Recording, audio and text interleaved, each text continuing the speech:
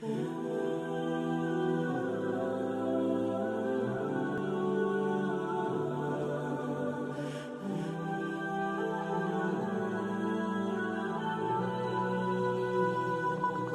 Saladin, how did you prove yourself to be powerful in your earlier years? Well, I was born into a Kurdish, Sunni, military-oriented family. I killed Shawwar and my uncle into power. I showed promise to my uncle, and it paid off when he appointed my chief of Damascus. Interesting.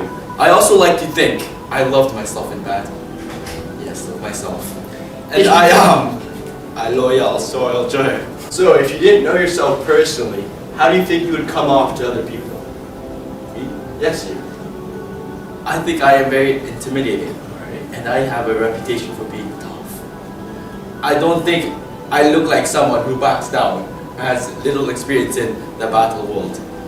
Anyone who thinks they can fight me and my army should do their homework on me first. At what point while you're building a name for yourself were you first happy with what you've accomplished? I know what you're expecting me to say. When I captured Jerusalem from the Christians. However, my earliest memory of gratitude was in 1169. When I was the unchallenged master of Egypt, I was so rich and powerful, and I was able to give my land to my family, and that made me thankful for everything I had done. I was almost at equal power with my old master, and everyone knew it.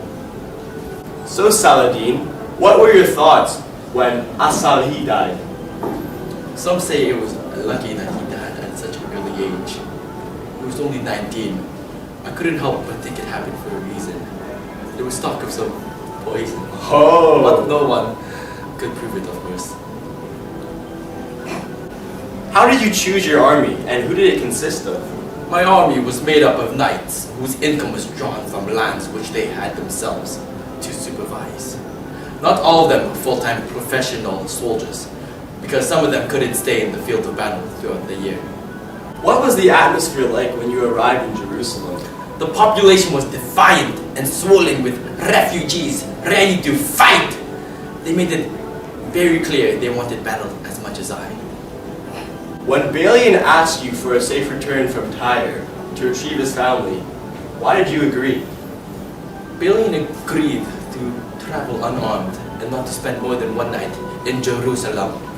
Balian broke his word and attempted to give me an explanation.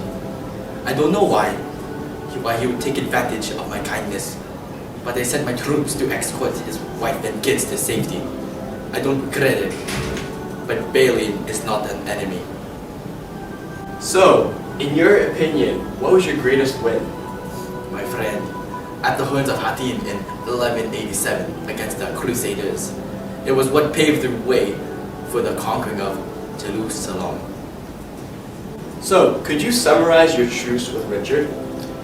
Richard knew that he would not be able to defend Jerusalem against me and my army. So we agreed on a truce.